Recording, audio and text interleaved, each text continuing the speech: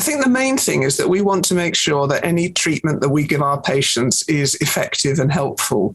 And for many years, we've been stuck in this situation where we had to give a lot of patients treatment knowing that it would only help a small proportion of them.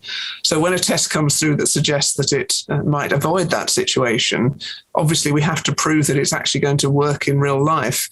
And I think for any oncologist, the nightmare is the patient who doesn't get a treatment and then relapses, and you think that should I have given that treatment? Unfortunately, we found that that's happened in very few situations.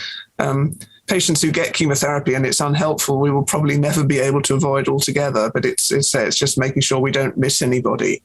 And I think that's the importance of checking these studies. The studies are often done with particular groups of patients, perhaps healthier than average, fewer comorbidities. And it's important to know that actually this test works for all patients, all comers, and that we can confidently tell our patients that if the test says you don't need treatment, then you are very unlikely to benefit from it. Yeah, so just to kind of agree with Wendy, particularly in kind of oncology trials, you do worry sometimes that the patients that make it to clinical trials are highly selected, so very, very fit, hardly any elderly patients. And particularly for breast cancer, you might see more predominance of younger, fitter patients, for example, who are more perhaps interested in researching and keen to try novel therapies, especially as that would have a significant impact potentially on their lifespan. So you do worry in trials that you'll see that sort of proportion of patients. And that's why this real world data really does add an extra dimension, because you're including those frailer patients, the ones with comorbidities. You're getting a true idea of the scale of your population in terms of age and tumor demographics. And the other thing, that's kind of covering the benefits, but that in terms of the challenges, the other key thing to consider is, in generating this sort of data, it is difficult. It takes a lot of clinician time, which Wendy and I are very well versed in, having spent many an hour going through patient records.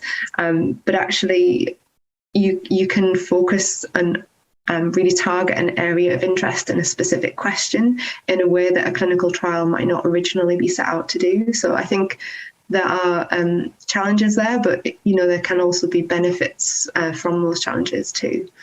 And really, I have a personal interest in this as well, because I'm a member of a group called the National Oncology Trainees Collaborative for Healthcare Research, and we are very focused. We're like a UK-based organisation of trainees in oncology. We're very focused on trying to generate real-world data, basically just to try and contribute that element of research, which doesn't always come across. So it's very uncommon to see published phase 4 data out there in the journal space. So it's a nice way to try and gather that for rare conditions or for tricky to answer questions without any kind of vested interest and no bias from industry. It's all just pure science and pure clinical knowledge that we're wanting to generate. So that's my little plug for my area of interest.